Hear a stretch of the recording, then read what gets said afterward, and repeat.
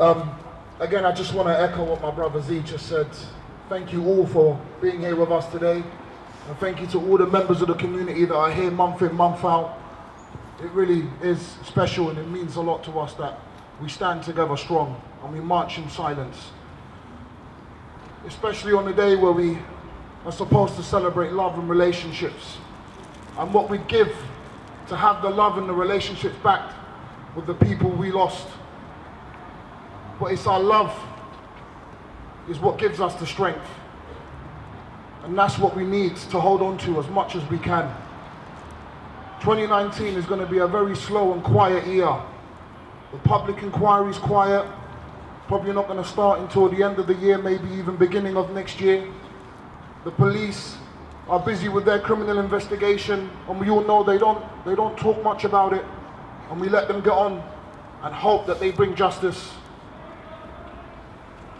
And what we need to remember and what we need to hold on to is that love, so that we remain unified and united for Grenfell.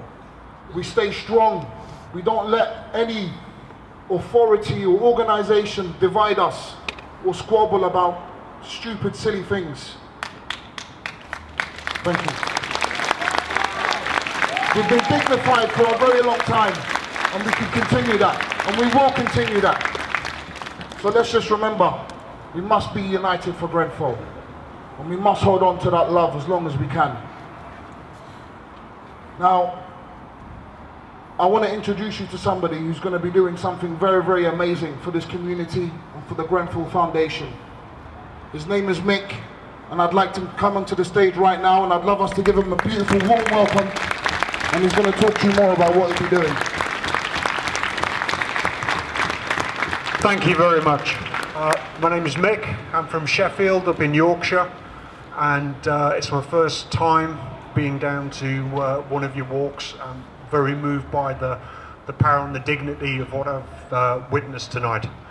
What I'm going to be doing in May, I'm going to be doing a run from my front door to the front door of Grenfell Tower. It's going to be... Thank you.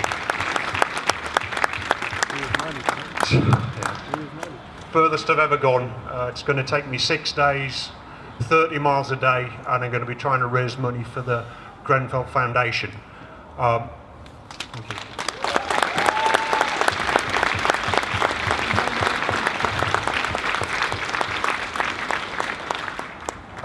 you. Easy way to support what I'm doing, if you can do that.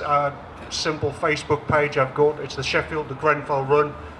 If you could like it and share it, that would mean a heck of a lot. So thank you very much, and keep going.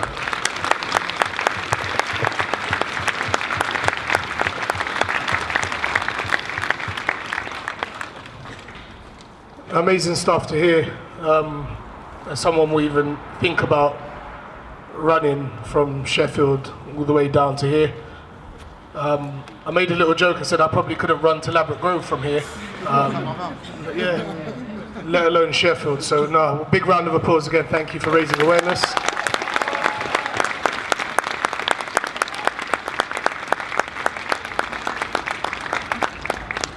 And before I close up, I was speaking to someone just before the walk started, and there's a common question of why does this walk happen, or how was it formed, and why did it become such a regular event? And then my brain starts going overdrive, because there's so many reasons why we do this and why we meet. First and foremost, it's always to honour those lives that were unnecessarily lost that day, and that's the most important thing, to make sure those names and those lives were not gone in vain, and that we carry their message and we carry their loss of life with us, and make sure that we keep reminding the country what had happened at Grenfell that day.